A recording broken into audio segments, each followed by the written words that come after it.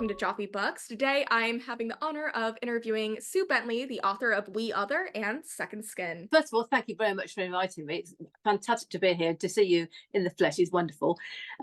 We are the okay. Well, oh gosh, it's a big book and a lot's going on. But basically, it's set in two worlds: in our own world, where there's a lot of sort of like problems for the characters, and a parallel world which is discovered, which is peopled by fairies. A lot of them are not nice at all. Some are good. And so it's all a kind of backwards and forwarding, and an awful lot of challenges for the characters. So yeah, it's like deep, dark, and dangerous, but glamorous as well. This book has all things to do with changelings, fairies, and this dark underworld of this other realm in a way, the fairy world. And Absolutely. I find it fascinating that you have such an elaborate cast of characters, starting with Jess Morgan. She's a fiery creature, but also she has had a very difficult past with her mother's He alcohol, has. bad boyfriend. So when it comes to writing your characters and having such a big cast, who'd you find most challenging to write? And also, did you find anybody really great to write and very easy to write? Well, I suppose the answer really is that all characters are hard to write because each one has to be rounded, has to be real to the reader. You know, you've got to have that suspension of disbelief so that they want to be in your world and inhabiting your characters, which actually I do that. I inhabit everyone. I think that every character, as I'm writing about it, I feel their emotions, and I've written a scene where it's sad and I've been crying, and so the way that I approach it is to do that. I find that the baddies, the nasty characters, are always easier to write somehow because there's just a lot to write about them. It's quite difficult sometimes to sustain a character who might be a little bit gentle, Yeah, but I like my characters. I mean, I like to give them lots and lots of problems.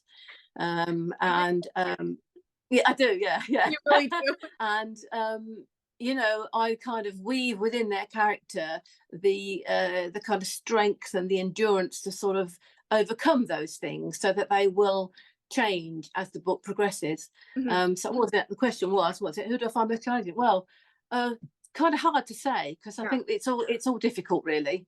Yeah, it really is. Like when it comes to crafting Mm, characters, they are people to you. I mean, they speak in your mm. head, and you want to give them the Yeah. justice that you would give anybody who has their own story to tell. But it's always the evil characters or the bad guys that are, in my experience, easier to write. You can't have somebody, even if they're a hero, who's good all the time. Everyone's got flaws, Yeah. so you kind of sort of get that in as well. But it's interesting that as a fellow writer yourself, Mm. you can relate with all that. That's what's so good, actually, to talk to somebody that has those same challenges and understands those things. To bring out the depth within each character, to kind of really mine them, so that you kind of look right into their soul, and just everything about them. It's not just their looks, although I have to say, if we talk about looks, the things that you've come up with for my characters, I am knocked out by them. I am Yeah. absolutely knocked out. I mean, I said, is it okay to fall in love with your own character? Like just mentioning, actually, Jess.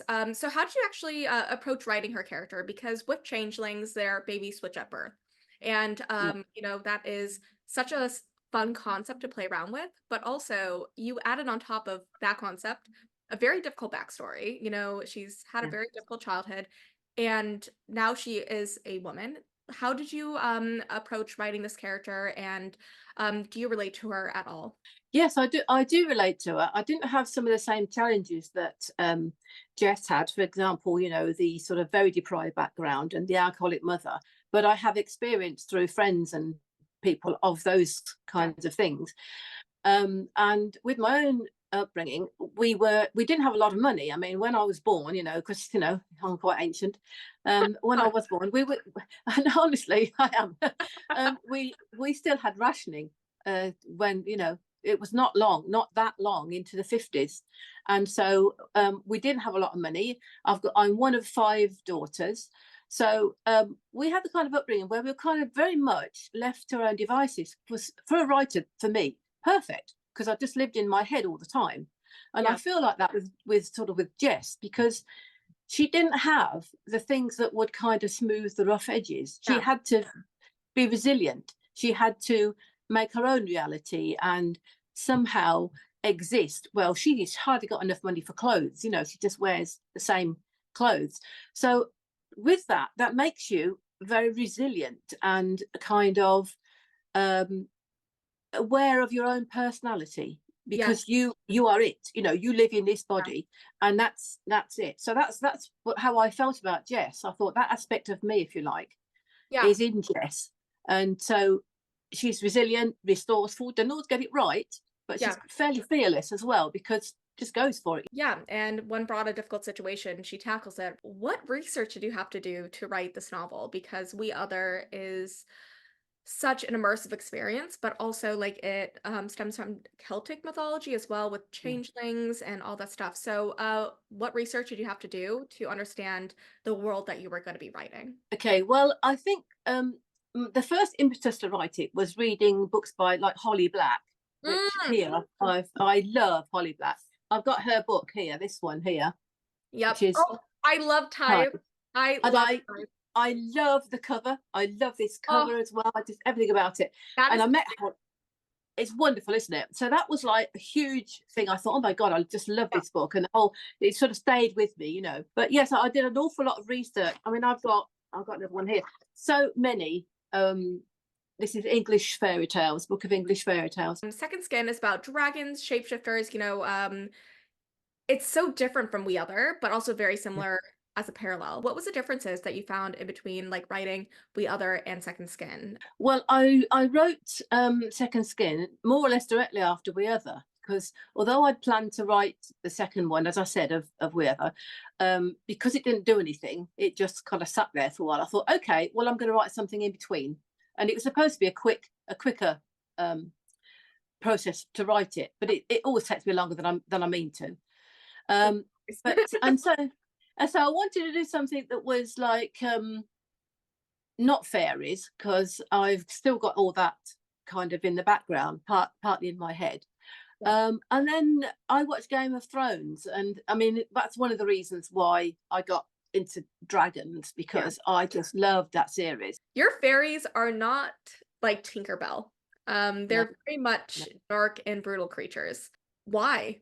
So right, my fairies, yeah, why are they so cruel? Well, I think that in my fairyland, they've been left to themselves a long, long time. They're very ancient, and they inhabit everything. You know, you've got the dryads in the trees, and you've got the nature spirits. Because I kind of have my own sense of that all going on. Anyway, that's, you know, I mean, I'm not a pagan or anything, but I do have this feeling that the land is alive. I think because of this, the fairies, they are they seem cold because they have a different sort of sensibility, and they don't really engage with mortals very much. And Yeah. why would they? Because they're seeing us messing the place up and cutting down trees and all the rest of it, you know. I mean, I didn't really go into that part of it in the book, but I mean, that's part to me of why they're ancient, they're gracious, they've got their own kind of hierarchy, as Yeah.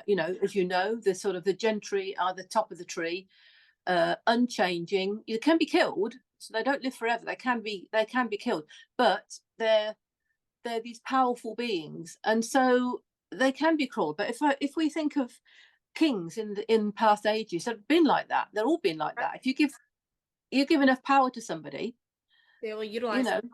yeah, Shows like the how like even like with this world, like, there's still very much parallels to our current world that we live in yeah. today. And I find that that's very powerful within writing a novel. Was it difficult to weave those worlds together though? That's my next question. Because like the fairy worlds and the mundane worlds, they're totally different, but they also have the same underlying effect when it comes Mm. to why they are Mm. the way that they are. I not so much um difficult. I mean, I suppose structurally, you know, sort of actually the writing wise, I had to get it right, so I worked hard to get it right. But it's kind of what I think life's like.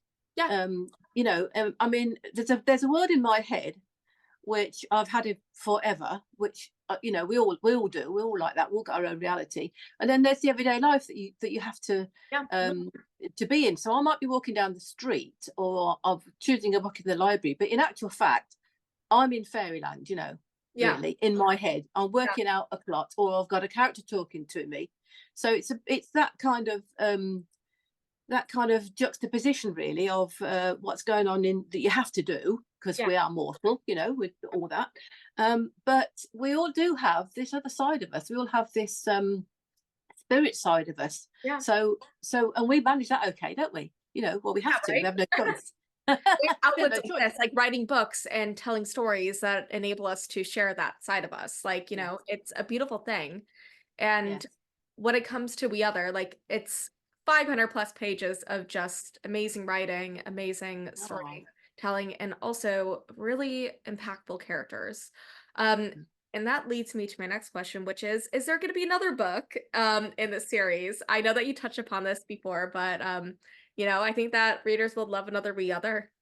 I think there will. I think there will Yeah. because, as I say, I had already begun to Mhm. uh, build some new characters to see how the characters I'd got developed. But I'm very, very aware that in any sort of follow-on novel, you've got to be um, very careful to make it as vibrant because otherwise you end up with like, oh well, that happened and now she's doing this now, which is no good at all.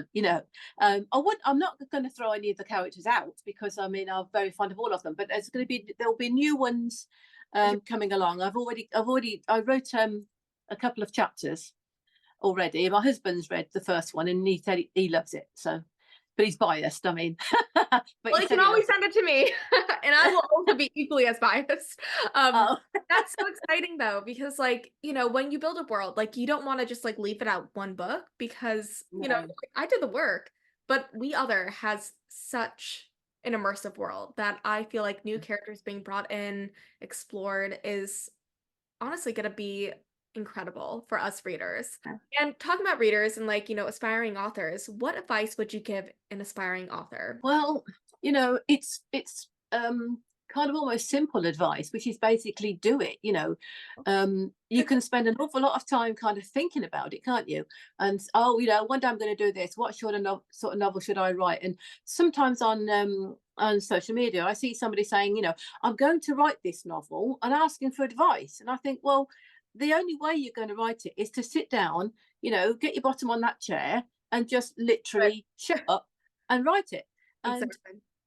you can do this thing. I'm not very good actually at doing a first draft where people say just like get it all out and then go back. I'm too meticulous. I Oh, fiddle with me every too. single line. Do you do that too? Every single line. I'm like, Yeah, I can't go back and reread my novels, even now to this day, as they're printed, because I would want to make edits in a document yeah, that has no use anymore.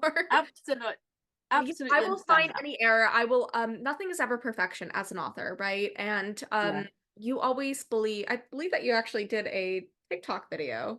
I did about that Yeah, today. Yeah, and you guys can follow Sue on TikTok and Instagram. She is amazing on there.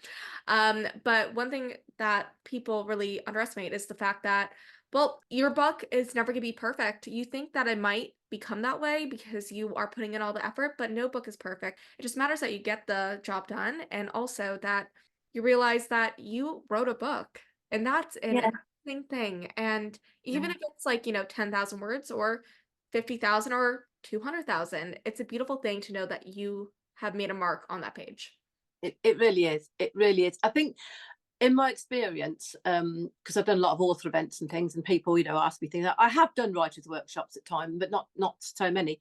Yeah. But I've noticed they fall into sort of two groups really. You get the ones that, like me, want to be published. They love books, and so because of that, they want their book Yeah. to be published. And I used to hold this dream in my mind, and as many people do, I've always wanted a hardback. Never had one yet, but that's that in my mind. My book was this hardback.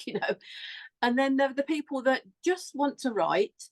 Maybe they want to write their own story, or a family thing or Yeah. something, and they're not too fussed really about having that much success or lots of books made, and maybe they're happy to like self-publish for like a small number of books, Yeah. and that's fine. I mean, whatever you do, whatever your achievement is, if it's what you want, if that's what your heart desires, then that's great, isn't it? You owe it to your readers. I feel I owe it to my readers to give the best book I can, even though of course like you, I could easily look at one of my published novels and want to change one or two words or think that's bad or whatever.